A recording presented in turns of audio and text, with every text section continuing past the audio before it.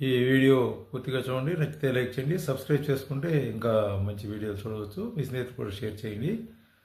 ఎప్పుడు పూజలు పునస్కారాలు చేయడానికి మాకు అవకాశం లేదు, మేము ఎలా అని చాలామంది నన్ను అడగడం జరిగింది. ఎప్పుడు పూజలు పునస్కారాలు చేయడానికి అవకాశం లేనప్పుడు మీరు మీ సెలవు దినాల్లో వెళ్ళి శివాలయం, మీ దగ్గరలో ఉన్న శివాలయాన్ని శుభ్రపరచండి. శివాలయాన్ని చీపిరి పట్టుకుని శుభ్రపరిస్తే ఆ వచ్చే పుణ్యం ఎంతో అనేది చెప్పలేము. అలాగే అలా కొంతకాలం చేసిన తర్వాత మీకు ఐశ్వర్యం కలుగుతుంది. ఎంత దరిద్రుడైన ఐశ్వర్యంతుడు అవుతాడు. చక్కగా సుఖ సంతోషాలతో గడుస్తుంది. అన్ని ఐశ్వర్యాలు అష్టైశ్వర్యాలు లభిస్తాయి, శాంతి లభిస్తుంది, గ్రహ దోషాలు పోతాయి. ఎప్పుడైతే శివాలయం తుడిచారో బ్రహ్మ రాసినటువంటి రాత కూడా చెరిగిపోతుంది. చక్కగా ఐశ్వర్యాలు కలిగితే అన్నీ లభిస్తాయి. కాబట్టి చక్కగా శివాలయాల్ని చక్కగా శుభ్రపరచండి.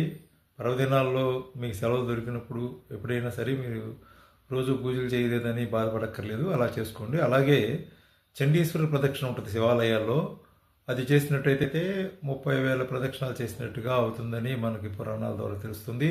అదృష్టం ఉన్నవాళ్ళు చక్కగా శివాలయం నిర్మించి 1 సంవత్సరం పాటు శివుడికి అభిషేకం చేసుకున్నట్లయితే శివగణాల్లో ఒకటిగా ఉంటారని కూడా శాస్త్రం తెలియజేస్తుంది. అట్లా అవకాశం ఉన్నవాళ్ళు అట్లా కూడా చేసుకోవచ్చు, అలా సద్వినియోగం చేసుకోవచ్చు మన జీవితాన్ని. అంతే రోజు పురాణాలు వింటాం.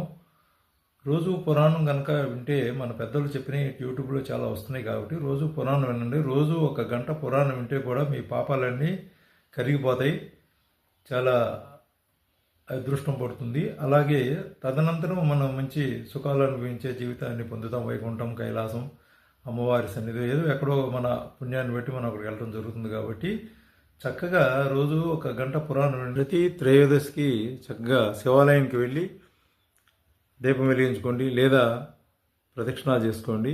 ప్రతి త్రయోదశి నాడు శివుణ్ణి దర్శించుకున్నట్టయితే అత్యంత పుణ్య ఫలితం వస్తుంది. అలా చేసుకోండి. శుభం.